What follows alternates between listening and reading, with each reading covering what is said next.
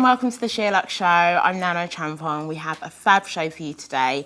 We chat to the OG Love Islander, Olivia Attwood, about her new show, beauty secrets, reality TV trauma, and more. She does not sugarcoat one little bit. But first, let me introduce our fabulous guest, stylist and podcaster and pioneer of secondhand fashion, Garnett, presenter and model, Rabea Schiff, and stylist, Nadia Phillips. Hello, guys. Hi. It's very much giving back to school vibes today. Did everyone have a fabulous summer? Amazing summer. Yeah, ready for new season? Excited? Yes. What did everyone get up to? Ish. A lot of travelling. A lot of travelling. Yeah. Nice. We It was like good that. summer. Bae, what did you get up to? Holiday. Yeah. Yeah. Exactly holiday. what summer's made for. Rabea, how about you? Yeah, a bit of travelling, but also Yeah. staying home quite a bit. Okay, yeah, nice. I Just like did a that. bit of gardening, using the bit of sun that we had Yeah. and using that at home. Oh, I love that. Well, I want to get straight into it.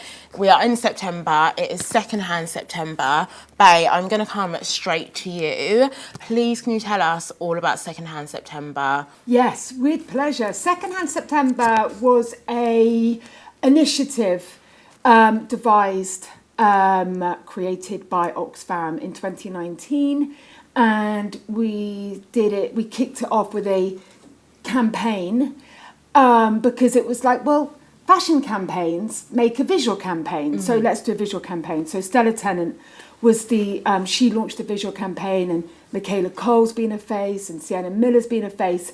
And what it is it's Secondhand September, and it's a celebration of secondhand. But more than that, it's about everybody coming together. And for the month of September, which obviously is a month traditionally around creating a new wardrobe and buying new, it's about, for the month of September, can we all come together and make a pledge to just buy secondhand? And it really, if we all do it, it makes a huge difference. That's really what Secondhand September is. Yeah, definitely. Have you guys ever participated in secondhand September? I feel like I've got my secondhand life. Yeah, it's like you do it every day. every day, every month of the year. I try to do as much secondhand as possible. Not just because of the carbon emissions, but I genuinely love secondhand shopping, because first of all, you buy pieces that are unique that nobody else will have, and I always find it's like an adventure. It's like it's like in Germany you call it like Schnitzeljagd. You go out and you don't know what you're going to find. You don't really go out with something in your head because you don't know yet what you're going to find. And I always find once you find it and you put it on and it fits and suits you perfectly, it kind of found you as well. And it has so much to do with energy as well, like whoever wore it before as well, you put on the energy of the person before, and it's just sort of, if it fits you, it finds you, and it's meant to be for you. So with you. It's the story. It's thrifting karma, it's exactly it. It's like it's going to a second home that's a good home, and but it's good vibes. It's yeah. good vibes. But you know if it's a good vibe or not. That's the thing. Like you'll put it on, you it's can like, feel it. You can feel it, exactly. And some pieces really are like, nah, it's just not for me. It's a really nice piece, but it's just not my vibe. So I'm all about September, thrift shopping, secondhand September. It's fantastic. I mean, I didn't know about secondhand September, but I love the idea. I think it's a great concept, and I think more people should go for it. Yeah. And if we think about it, all our wardrobes are more than full, and if we you like shopping your own wardrobe type thing as well. You could go into your wardrobe. I don't need to buy anything for the rest of my life, and I could probably recombine everything and make new outfits every single day. And it's actually quite nice to go back into and like sort of looking to the drawers and finding those last little pieces that you've forgotten about. And it's sort of like buying your own new piece. It's great. Definitely, I love that. Next week, we have got London Fashion Week. Obviously, super excited about that. But Oxfam are actually going to open London Fashion Week. The Oxfam Fashion Show, it's called Style for Change, and it opens London Fashion Week on the 12th of September. And there's a surprise musical appearance, really cool music group. And there's, a T-shirt that's been created by somebody who is really well known in creating political slogans on clothes, where clothes become politicized. I love that.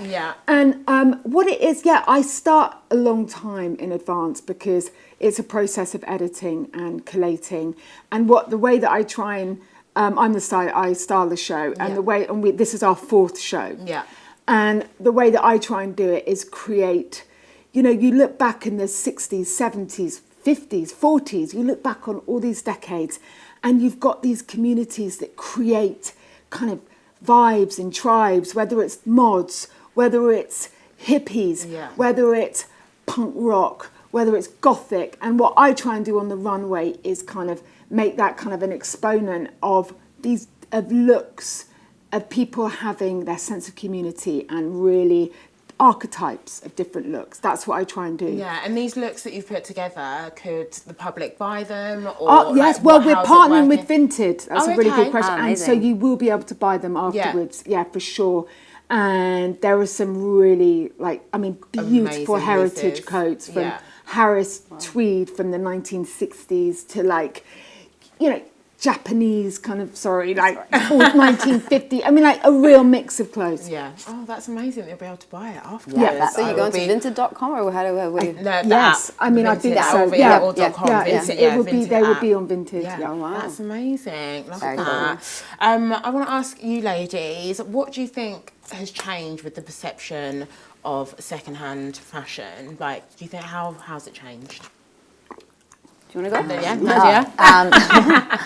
Well, I guess it's kind of what you were saying before as well, but yeah, I don't think it does negate luxury, and I think there's so many incredible, beautiful archival pieces that you can have access to that were incredible pieces in their time and still are. And it's cool because, you can have something that no one else can be wearing, which we just have so much of today, everyone in like the same outfit on social media, and you get really sick of it. Yeah. So I think it's so cool to be able to tap into that access, and there's so many more platforms now. I think that's for me. That's the thing, right? It's so accessible. That's what makes it so fantastic. And all I of mean, the places yeah, you can I don't shop. just even do vintage for clothes. I go with jewelry. Like I got this ring. It's vintage 1920s ring.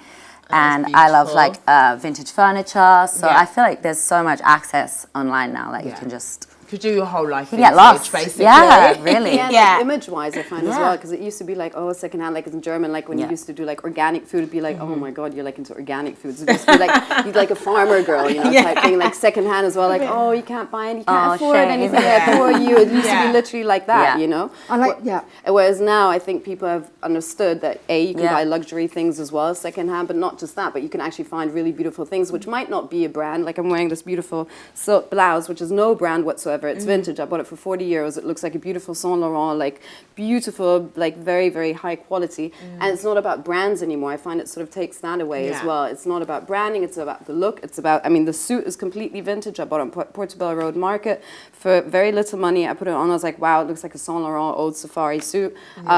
But it costs £60, So those are the perks I find as well. And it's actually quite nice to not always just have brands as well. Yeah. But it's about the look, and it's sort of, I think that's the thinking that has changed as well. And people are just tapping into style. Yeah, I think that's really true, and that's why the Oxfam show is called Style for Change. Yeah. I think people recognise that actually shopping secondhand is actually extremely glamorous. Yeah. Totally. It's a very glamorous way to shop because you are going to the source of ideas. Exactly. If you go into a fashion house, you will see you will see their archive of where they've sourced.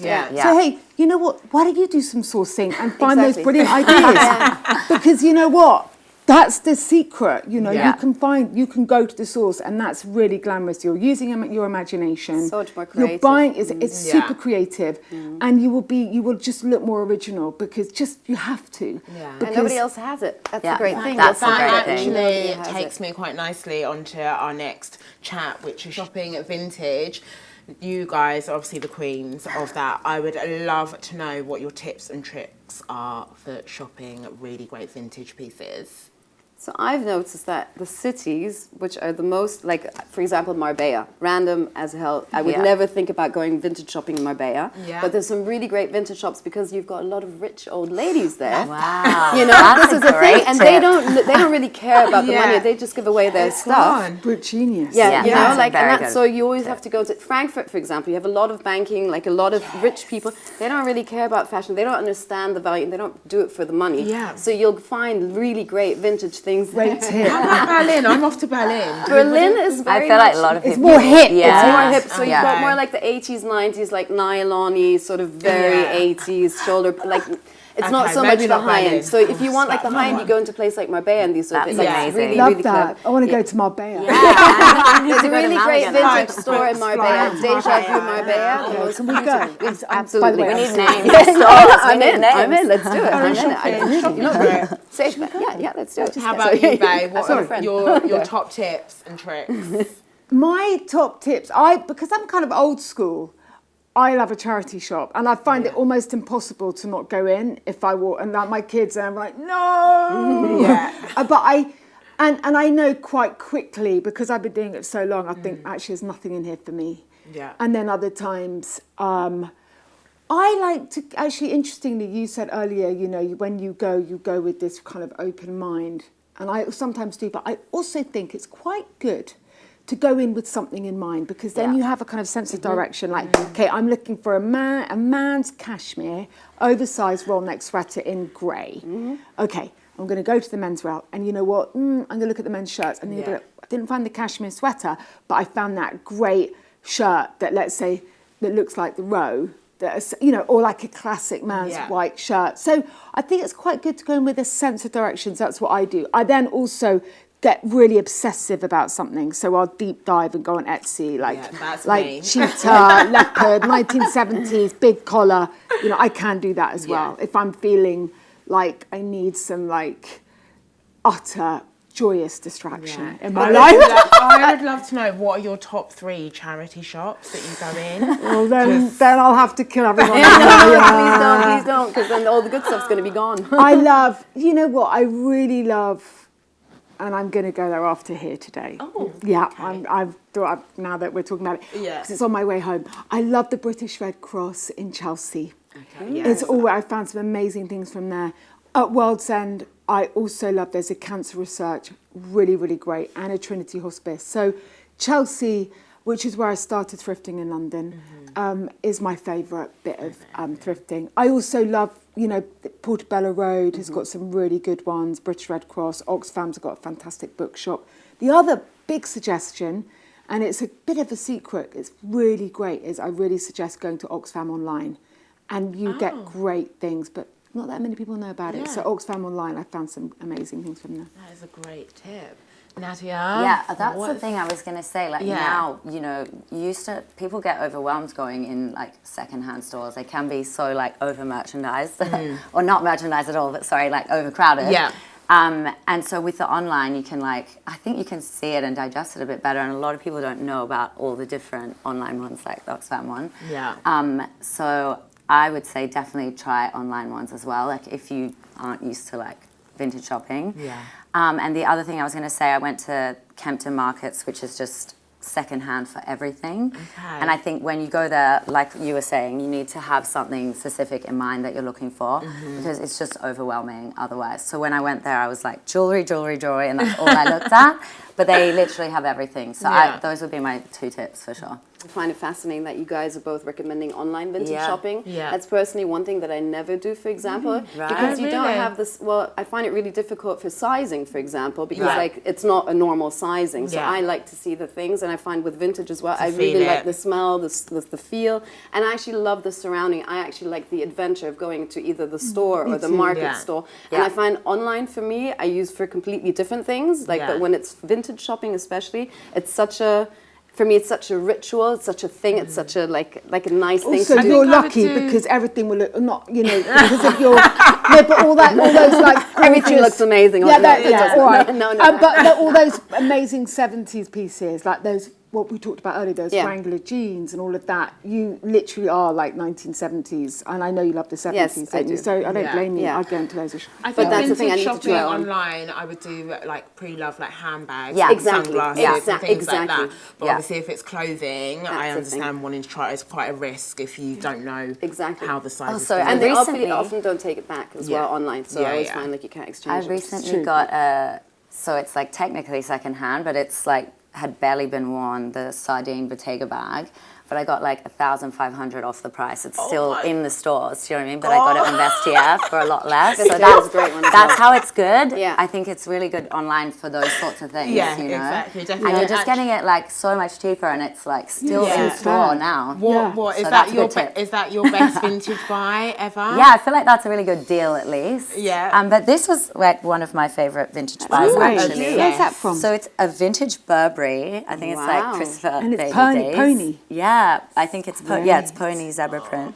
Beautiful. Yeah, and then also this Louis Vuitton backpack. Oh, it's so cute. I love it. It's so cute. So cute. It Where actually did you- where fits did a you lot get more it in it. Get that one from? I got this vintage shopping in Belgium. Very random. Yeah. Okay. Physically there. Yeah. So yeah. Can you please tell me what your best ever vintage buy is? I'm a bit scared to show it because I know she's going to kill me because she wants it badly. Oh, Oh, my jacket. can't- Where did I put it? It's okay. See, somebody else already nicked it. It's very, everybody wants it. So this I bought in Frankfurt actually, and it's a vintage Escada jacket. So cool. colour But it's is just the divine. color. If we can show your bag Oh, as no. well. Because basically, They've I got bought the it. memo. They've got the memo. wow. I mean, how That's perfect epic. does this fit? Sorry, is- I'm feeling an imperial purple moment for September 2024. Yes, You heard it Okay. here. And you know, purple is the color of the sexually frustrated woman, which is great. Yeah, Is it? yeah. Are you joking? No, I had no and idea. it's my favorite color as well. So I don't know what it's trying to Seriously? tell us here. Yeah, You mean like in a sense of like in the color spectrum, like yellows for hope or whatever. You know, like this is the color. I of love the that I sexually started frustrated getting woman. really into it when I was 18 and then again when I was 50. What does that tell us? Okay, yeah. Exactly. Moving on to your top buy. Probably my top buy was, and you've prompted me, was when I was two things. Can I say two things? Yeah, of One course. was I went into a vintage shop in New York in 1999. Is that right? And there was the original Verushka suit from the 1969 Saint Laurent, and I had it, and I loved it, and it was the original one, and so that, and also a belt, a studded belt that's a punk belt from the 1970s, and it's got gold punk studs on it, and I wear it, and everyone's like, oh, that's incredible. Yeah. And I've used it in so many shoots, and it's just like an incredibly cool thing. I love that. I have to shout out eBay. I didn't actually buy this, but I won a Louis Vuitton silver holdall from the Virgil collection. What? How did you win it? Where? Like, There was what a lottery raffle. is this? There was a raffle. It was an event. There was a raffle going on, and honestly, it is my prize possession. Yeah. Like I'm obsessed with it. That's so good. cool. Wow. Especially you won it Wow. as well. so Yeah, stop. yeah. I know. Yeah. Even better. Amazing. But yeah. Next up, Charlotte met Olivia Attwood, the firepack at the May stint on Love Island. Pretty unforgettable. She chats about life post Villa, her new TV show, Bad Boyfriends, beauty tips, and more. Emily in Paris is back on our screens. The fashion is so ridiculous. Yeah. But it's quite entertaining. Yeah. Maybe we shouldn't even talk about it because I'm so scared I'm not going to be able to get them. The new season is like trickling in. We're seeing so many suede jackets. Suede is not going anywhere. I can't think of that many American shows that have left you wanting more. I'd actually be quite up for Dawson's Creek reboot. I learned everything I know about relationships from Dawson's Creek. Is that a good thing or a bad thing? Who knows?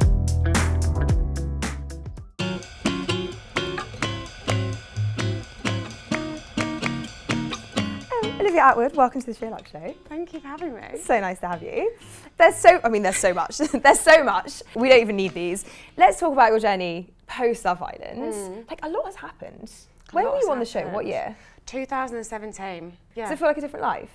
And so it's one of those weird things where sometimes I'll see a picture of me on TikTok or a clip and it feels like yesterday, but then in the same time, in another moment, I feel like I can't even remember it. Do you know what I mean? Do you feel like the same person who was on that show? In my core, yes, like very much so. Like I'm just showing up as a different version of myself. I think like the girl that I watch on Love Island when I see the clips and stuff, you know, she's younger and she's just really pissed off all the time. I want to be like, what's up, hon? Like, you're so angry. But obviously makes a good telly. It did make for really good telly. We were chatting before you got here actually about how there were a couple of seasons of Love Island, and yours was the first, where you guys came out and you were just so famous. What was that like? Series 3 went into this whole new stratospheric kind of popularity that when we were leaving the villa, like the Love Island team, we did this like little debrief, and they were saying, look, this has gone bigger than we could have even predicted. And we land in Stansted, it takes us like an hour to get out because the people have found out that we were coming in. It's like we're coming back from winning the World Cup. We've just been on holidays, right, in my mind. How does one cope with that? Was it all sunshine and roses in a way? Was it just the funnest thing ever, or was there a darker side to it at that point? For me, not dark. Like, I think there's a learning curve, and I think that there's something really weird, right? Because I definitely would not have classified myself as an influencer before. I wasn't. I had Instagram. I posted like a lot of first traps, you know, I was single. But I didn't know how to run an account or how to, God, didn't know how to monetize content. So when you get this, you sort of wake up and you've got this platform with 1 million followers, it's really weird because you don't feel like you've earned it. You don't feel like you know why they're there. Yeah. So you don't know what to do with it. So I remember the first couple of weeks of having management, they were like, you need to post. But I used to kind of get like posting freeze. I used to go to post and go, oh, I don't know.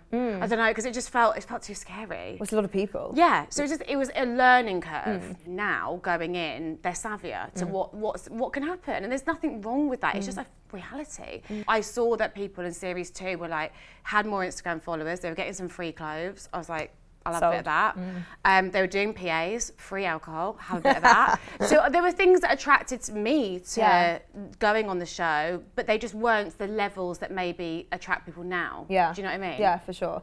What came next? What did you do once you left? Did you have any kind of plan or hopes? No, so we're all quite naive. I remember saying in the villa, we'd chat and be like, oh, what do you think is going to happen after? And I was like, I wanted to do PAs because I was like, imagine I get all my friends down and I'm like, got free alcohol. And then we came out, and Chris and I were in the final, and really quickly went into conversations at ITV about doing follow-on doc-type shows, like, following us in our real life.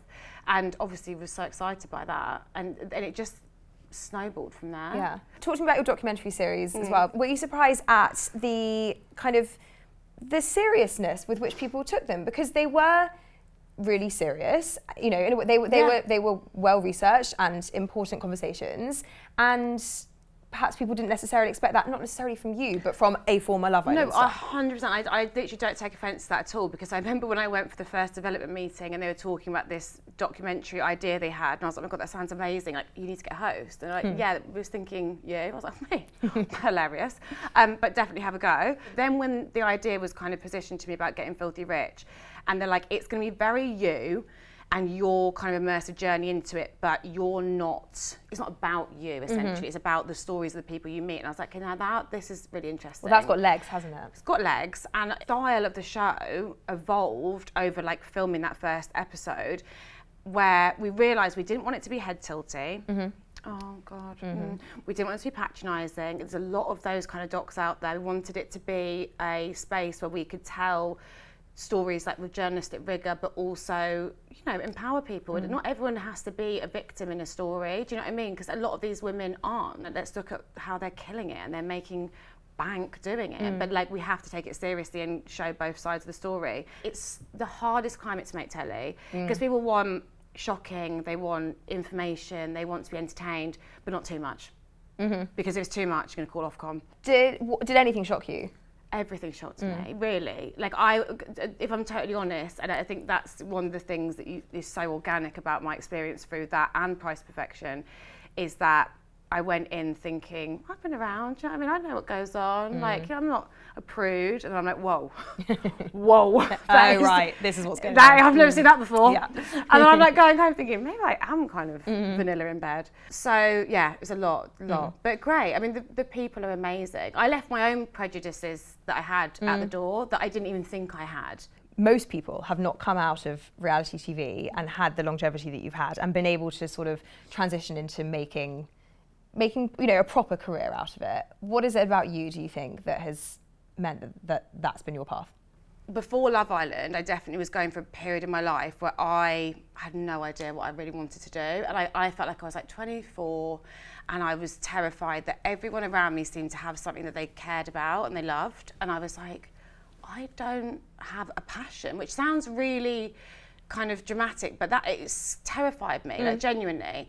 And when I went on Love Island and I was on the show, then I came off and I got to make more reality TV, I suddenly started to realise that being in front of the camera, making television, even the reality form, was something that I loved. And I started to kind of take my shit a bit more seriously and be like, okay, if I want this thing that hardly anyone has, like a career in telly is like one of those careers that not many people can say they have it, I'm gonna have to do things that not many people want to do. And that means like working my fucking arse off, not really having much of a work-life balance for the last couple of years. There might be someone better than me, there might be someone better, but I'm always like, they can't outwork me because I will be there and I'll be there later and I'll be there first. And that's kind of been my thing, I think. And that, and it sounds so like generic, just be nice to people as well.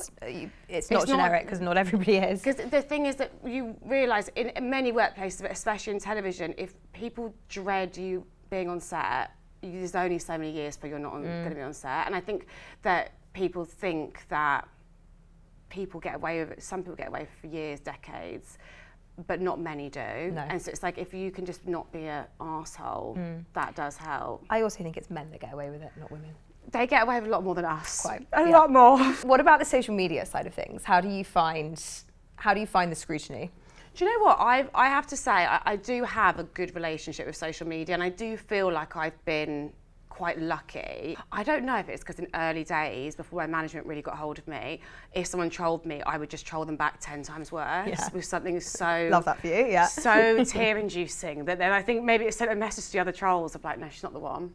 She's not worth the heat. She's just going to annihilate, like, I'm like looking at your profile picture, I'm like going for your hair, I'm going for your dog, like no one's safe.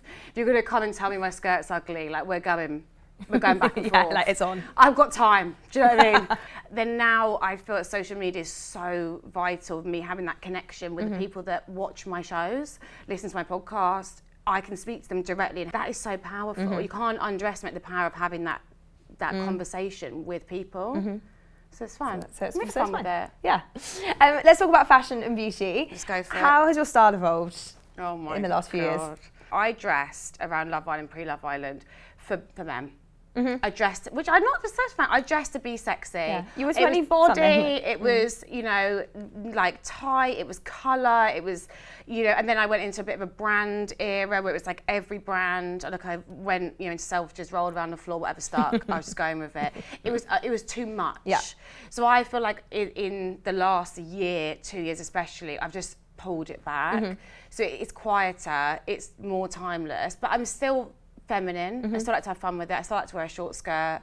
Like if I, you know, go to Ibiza, I'm still going to dig out some sort of like rave belt skirt, you know. I'm still hanging on to those years. Dear life. Whose style inspires you? I like the Olsen twins. I mean, if I was a millionaire, the Row would, I mean, it's a billionaire at this point. Billionaire, yeah. Morgan Stewart, love her style. Alex Cooper looks cool as like. I just want to be able to just wear a tracksuit all the time like her. Yeah, like what? I need that job that means you can be in a hoodie. I'm very like I like cool girl fashion. Yeah. What about beauty? What are your beauty rules? I mean, I think a lot of the ones that my mother drilled into me young, and then now are like mantras I live by. I never sleep in makeup. I don't put my face in the sun, ever. Literally, ever. Go to extreme lengths. Drink shitloads of water. I don't wash my face in the morning. I sleep on a silk pillowcase. Botox, I love. I'm unafraid to admit it. Yeah. Where'd you get Botox? Forehead. Here, the little bunny, and then the other day she came at me and goes, "Oh, I think you need a little bit down here." It's time. I went, "Do it," but I'm wounded. Yes, I'm offended, but all right. It actually hurt, but do it, obviously. Is there anything you haven't tried yet that you want to try? I'll try anything, genuinely. Yeah. I've had like the cow umbilical cord in my face. I've had the salmon sperm. I've had the snail. Oh yeah. Jizz. Residue. Whatever. I mean, I'm doing the NAD injections. What's that?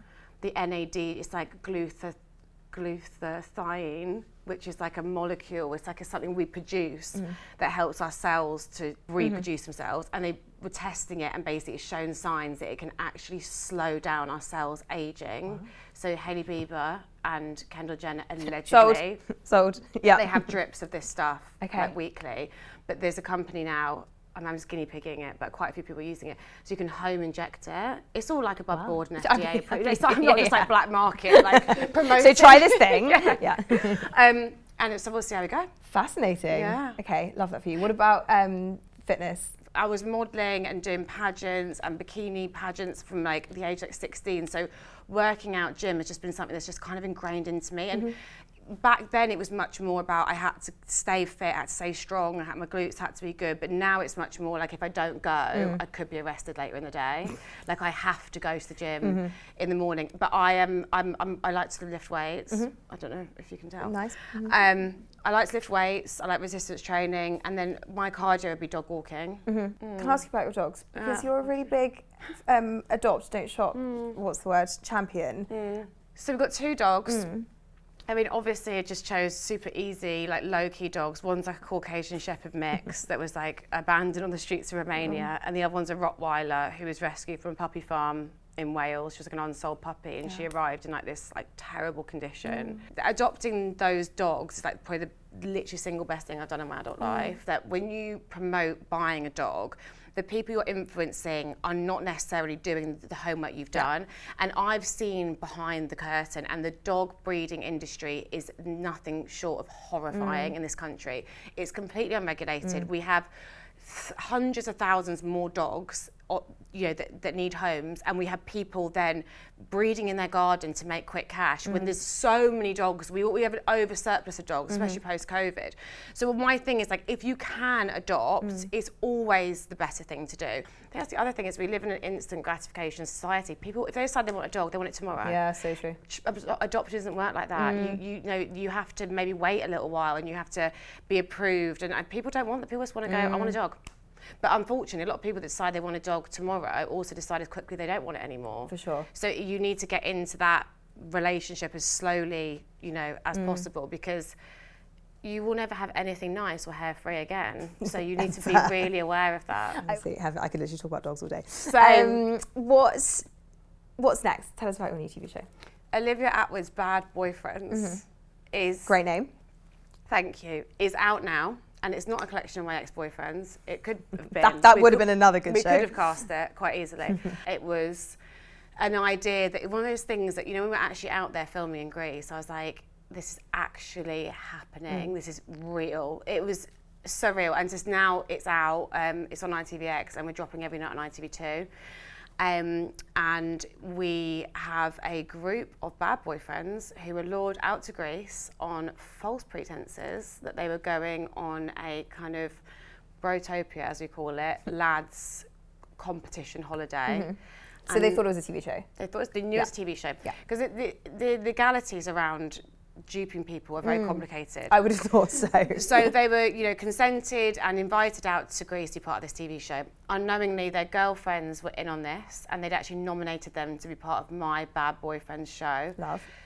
I revealed the real show to them a couple of days after they arrived, and then we had to invite them to stay, we had to reconsent them. There was NDAs, the consent forms flying everywhere for last year. It was literally been a military operation, and the fact that we got to the first day and they all agreed to stay and be part of the Bad Boyfriends project, I can't even tell you. The night before, I don't think any of us slept a wink. Because they all could have just said no. They could, of course, you can't make anyone do anything. Do you know what I mean? Course, they could have all gone, that's not what I signed up for. And you're calling me a bad boyfriend, all the connotations that come with that. And when they all agreed to stay, I mean, we all threw a little party in the production office. Cute. So what happens? It's like a rehab for bad boyfriends. So it's me. I'm not a therapist, I'm not a psychotherapist, I'm not pretending to be, but I'm running this project at this house where they'll go through different phases, different tests and challenges to be an improved boyfriend, and then they will start voting each other out based on who they think is or isn't improving, and there'll be a winner. And they, to be honest, they had everything thrown at them, and they were unbelievable, really. Were there stories within it that really moved you? Yeah. Do you know what? Because I was very early on, I was like, I'm not going to get emotionally invested in the cast because that's always a mistake. Well, 2 days in, I'm like, she's my favourite. Yeah. I'd die for you. I know where you live. Like, I mean, I was, I was in, and my role in the show, I'm hosting, but I was in there every day with them, like way more than you even see. Like, I had so much contact with them, and I think as well the unique perspective of hosting what is a reality format after doing reality TV is so special because it's like I did a different show, but I know what it feels like to be living in a show, to not have your phone, to not know what tomorrow's going to be, like, you know, having all the kind of control taken out of your hands. Close. I felt like I could really empathise with their emotions and their journey. And do you know what? I am biased, but they are just the most incredible group of people. And the casting team, and that's one of the hardest jobs in telly, low key, that never gets any credit. And it was incredible what they did. Yeah, love really. that.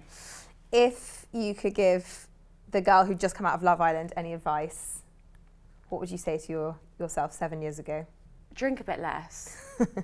You don't need to go out every night. Like, do you know what I mean? You don't need to go to every party. But then also it's fun, so would I even say that? Yeah, does it matter?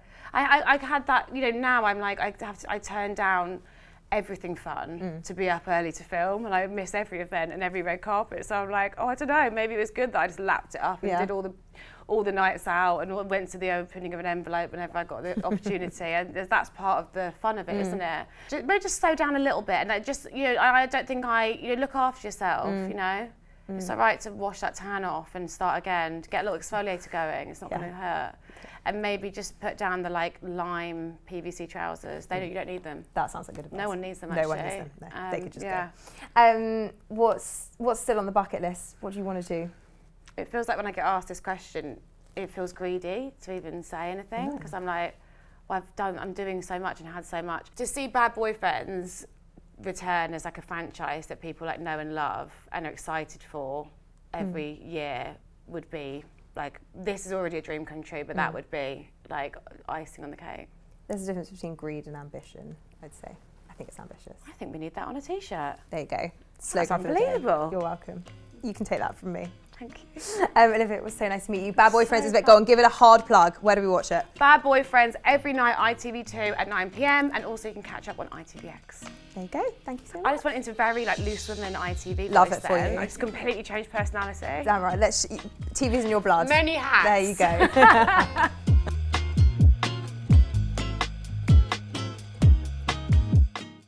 She is just so fab. What a babe. I love how she deals with trolls, goes back at them tenfold. Love that. Yeah. This was your first time experiencing Olivia Attwood, wasn't it? Yes, it was. I had never heard of her before, but she started talking about dogs, and I love that girl.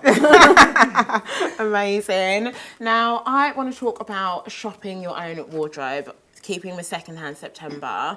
Do you guys do that? What are your tips for keeping your wardrobe kind of new season? I find cleaning out your wardrobe, I'm actually moving again, so moving homes is always really helpful. But just in general, I actually had a home shooting, like with West Wing. They came to my house and did a film, like a home story. Yeah. And I cleaned out the whole cupboard and color coordinated everything. It looks really fabulous. But in that, while I was doing that, I sort of just re-looked at everything and sort of cleaned out. And realized I tried things on again. I was like, I'm never going to wear it. The reason why that was in the back of my cupboard is because I just don't wear it. But otherwise, taking things back out again that you might not that you've forgotten about really helps as well. And putting them back in sight, because I find there's things you always tend to wear the first 3 things on your pile. But like actually switching it around and putting the things from the bottom back up to the top and just trying it out again, like just wearing old things again that you've forgotten about. I actually recently took a huge bunch of things that just didn't fit me right, and that's why I wasn't wearing them, to a tailor. Got them tailored, and they're giving you life. It's so good. So sometimes you don't even go for things because that isn't quite fitting you right, or you know the length's wrong. So I really recommend that as well, because that can really give your wardrobe a new hit. New lease of life. Yeah, that's a really good tip. Bae? Yeah, exactly that. I sometimes, if I get that slightly kind of, I want to buy something, I want to feel new. I want to feel that feeling. I want to feel better. I go right and I look in my wardrobe. And I find, and I look through and I'm like, that's really good. And that's really good. And I think it's good when you get that urge to bring, as I love Eckhart Tolle, that brilliant philosopher who said, Power you know, of that now. buying something will bring you pleasure, but it will never bring you joy. And sometimes I go, no, you need joy. And so I go into my wardrobe and I read, oh yeah, that's really good. So I think exactly that, to actually re-look. Another tip I would say is sometimes I'll look at something and the way that you wear it, actually, the way you style it. So let's say you've got a great sweater that you wear. If you add a belt to it, that's how you look. Yeah, that's what I was going to say about adding accessories. Great. Change your handbag, Yeah, you know, exactly. and it really does do that. It's kind of trick, not trick yourself, but, you know, just do something a bit differently and use a different sort of device to make it cool. But also, seasonally editing your wardrobe helps. Like, you know, when it's summer, get all those coats to the back so you can actually see the rest of your wardrobe. Because often you just reach what you can see. Exactly. Yeah. That's it, And what you're used to wearing. Yeah. That's the thing. Like, you just go forget for about it and say, oh, it's easy. easy. Exactly, yeah. Yeah, I like doing a wardrobe cleanse, kind of like I you need to do say, that. getting rid of anything that isn't working, and then you just rediscover new pieces and think of different ways to style them. When you get rid of your clothes, where do you bring them? Just out of interest? So I, 3 things. Either they go to charity, or I go and I love a car boot sale. I do Capital Car Boot in Pimlico. A lot of, in the summer, obviously most Sundays you won't find me there in the rain. And then vintage as well, I absolutely love. So yeah, those 3 things is where all of the old stuff goes. Because I always keep it in the family. I always give it to my friends because Oh, I'm always do you? because I'm worried that I wanna see might it want it again, back maybe? as well. No, but it's literally we do like an exchange, God, like a wardrobe exchange. Because Yeah. it's like I don't wear it now, but I might think in like I don't know years time, like oh god, I shouldn't have given it away. And then you can ask your friend like, oh actually, you know what, I'd love to wear it again, but then you can have it back again as well, and like that stays in the family. That's good. I do give stuff to my mum as well. She takes stuff back to Ghana sometimes for like cousins and things, but I don't ever see that again. So. But that's also a great way of, you know, not buying new. It's like borrowing for an event, something that a friend might have that they're not going to wear again or not going to wear right away. My friend just came to shop my wardrobe. Yeah, that's a literally. great thing, She I had a think. wedding in Italy and she was like, I need a really fabulous dress. And then she was like, I want to take a handbag as well as I'm here. As long as I was they're like, good friends. go for it. It's like, sure. So yeah, she got a nice red H&M dress and then my little mini Gucci bag. The only thing is I find when you see your friends put the things on and you're suddenly like, actually that looks really nice. Actually, no, Actually, you can't have that. Actually can't have that, exactly. I want that back. Is there anything else you've got in your wardrobe that you absolutely are obsessed with? Actually, fun fact. I've got a pair of Bay Garnett MIH jeans, Made in Heaven jeans, that I still wear. That just literally just pulled out 2 weeks ago for the first time in quite a while. I did my wardrobe refresh, and I was like, "Oh my god, I still have these. I should wear them." And I love them. They're like the best jeans ever. They're so great. They're just like they're just my 70s Do you know what? heaven. I loved it because do you know where I found them? I remember vividly. I found them upstairs at Salvation Army in Hanover Square. And then I used them on, I mean, Chloe Sevigny's worn them. I mean, loads of people have worn them, right?